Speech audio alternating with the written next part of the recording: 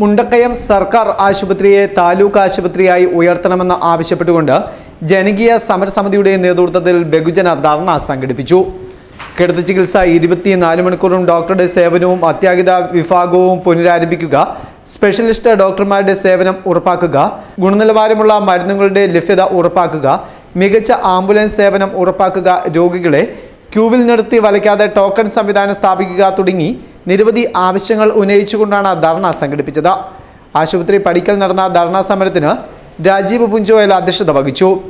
ജനകീയ സമരസമിതി രക്ഷാധികാരി സിജു കൈതമറ്റം ഉദ്ഘാടനം ചെയ്തു.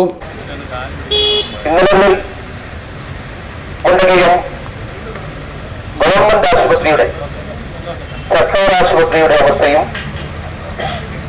ഇന്നത്തെ സർക്കാർ ആശുപത്രിയുടെ അവസ്ഥയും തമ്മിൽ നമ്മൾ പുറം നടത്തുമ്പോൾ ചികിത്സയുടെ കാര്യത്തിലാണെങ്കിലും ശരി, സംവിധാനങ്ങളുടെ കാര്യത്തിലാണെങ്കിലും ശരി, രാവെന്ന് അത് രാപ്പുകൾ വ്യത്യാസമാണ് നമുക്ക് മനസ്സിലാക്കൊണ്ടിരിക്കുന്നത്.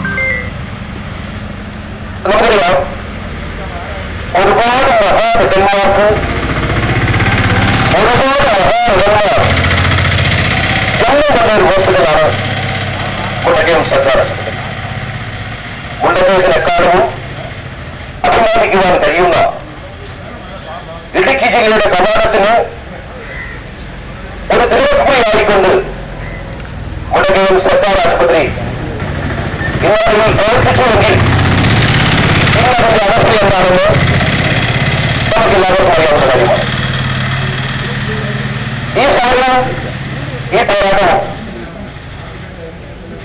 ഞാൻ സൂചിപ്പിച്ചതുപോലെ 2024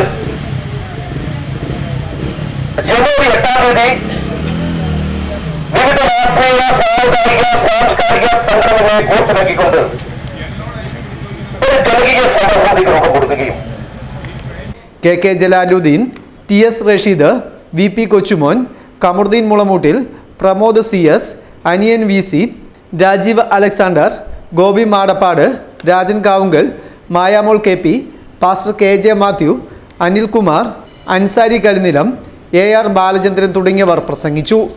ന്യൂസ് ബ്യൂറോ, മുണ്ടക്കയം.